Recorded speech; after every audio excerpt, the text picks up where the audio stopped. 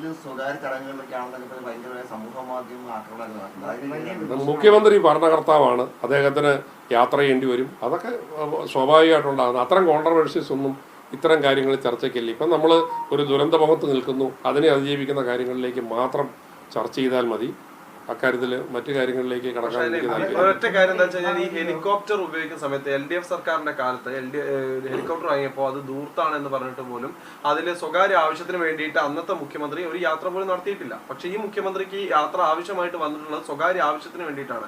ഇത് കേവലം രാഷ്ട്രീയ ആരോപണം മാത്രമല്ല, മാധ്യമങ്ങളോട് ജനങ്ങൾ കൊടുക്കുന്ന ബൈറ്റുകളിലും സമാനമായ രീതിയിൽ ജനങ്ങൾ ഈ ആശങ്കയോ അല്ലെങ്കിൽ വിമർശനമോ പങ്കുവെക്കുന്നുണ്ട്. ഈ ഗവൺമെന്റ് ഒരു ഹെലികോപ്റ്ററുമായിട്ട് കമ്പനിയായിട്ട് ഒരു എഗ്രിമെന്റ് വെക്കുകയോ പണം കൊടുക്കുകയോ ചെയ്തിട്ടില്ലല്ലോ. കഴിഞ്ഞ ഗവൺമെന്റ് കൊടുത്ത കാര്യങ്ങളല്ലാതെ ഈ ഗവൺമെന്റ് അത് പുതുക്കി മുന്നോട്ട് പോകാൻ ആഗ്രഹിക്കുന്നുമില്ലല്ലോ. അപ്പം കഴിഞ്ഞ ഗവൺമെന്റ് പിന്നെ ഓൾറെഡി റെന്റ് കൊടുത്ത് വാടകയ്ക്ക് എടുത്ത് ഇട്ടിരിക്കുന്ന ഹെലികോപ്റ്ററാണ്. അതൊരു ഭരണകർത്താവിന് മുഖ്യമന്ത്രിക്കല്ല, ഏതൊരു മന്ത്രിക്കോ ഏതൊരു ഉന്നതന ഉദ്യോഗസ്ഥനോ ആവശ്യം വന്നാൽ അതുമായിട്ട് പോകും. അതിനെന്താ പ്രശ്നം? അത് ഒരു രൂപയുടെ അഡീഷണൽ എക്സ്പെൻസ് പോലും സർക്കാരിന്റെ ഖജനാവിൽ നിന്ന് അതിനു വേണ്ടി വന്നിട്ടില്ല. പിന്നെന്താ അതിന് പ്രശ്നം? സ്വകാര്യ ആവശ്യത്തിനല്ല എന്ന് അദ്ദേഹം തന്നെ പറഞ്ഞിട്ടുണ്ട്. അപ്പം പോകുന്ന കൂട്ടത്തിൽ അദ്ദേഹത്തിന് വ്യക്തിപരമായിട്ട് ഏതെങ്കിലും ഒരു സന്ദർശനം നടത്തണമെങ്കിൽ അത് നടത്തുന്നതിന് എന്താ കുഴപ്പം?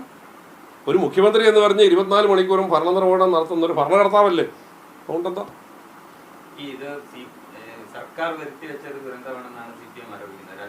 അത് 2018 ഓർമ്മ വെച്ച് പറയുന്നതാണ്. 2018 അർദ്ധരാത്രി കിടന്നുറങ്ങിയപ്പം എല്ലാ ഡാമുകളും തുറന്നു വിട്ട് ജനങ്ങളെ വഴിയാധാരമാക്കിയതിൻ്റെ ഒരു കുറ്റബോധം കൊണ്ട് പറയുന്നതാണ്. അല്ലാതെ ഇപ്പം ഡാം തുറന്നു വിട്ടു, ഇന്നാണ് തുറക്കുന്നത്.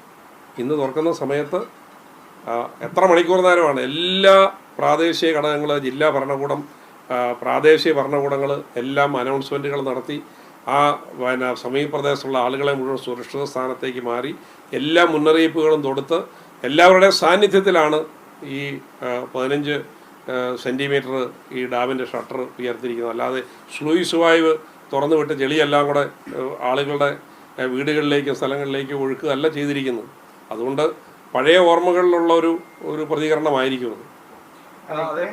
മുഖ്യമന്ത്രി ജനങ്ങളോട് കാര്യങ്ങൾ പറയാൻ തയ്യാറായിട്ടില്ല. അതോടൊപ്പം തന്നെ ഇന്ന് മാത്രമാണ് മുഖ്യമന്ത്രി കളക്ടർമാരുടെ ഒരു യോഗം അല്ല, തെറ്റാണ്. കാരണം ഞാനൊക്കെ ഈ പ്രളയവുമായി ബന്ധപ്പെട്ട് ദുരന്തമുഖത്ത് നിൽക്കുമ്പം എല്ലാ 1 മണിക്കൂറിനിടയിലും മുഖ്യമന്ത്രി അവിടെ ചുമതലയുള്ള ജില്ലാ മന്ത്രിയുണ്ട്, MLA ഉണ്ട്. ഓരോ മണിക്കൂർ ഇടപെട്ടും അവിടുത്തെ സിറ്റുവേഷൻ അറിയാൻ ഞങ്ങളെയൊക്കെ വിളിച്ചുകൊണ്ടായിരുന്നത്, ഞങ്ങളും അങ്ങോട്ട് വിളിച്ചുകൊണ്ടായിരുന്നത്.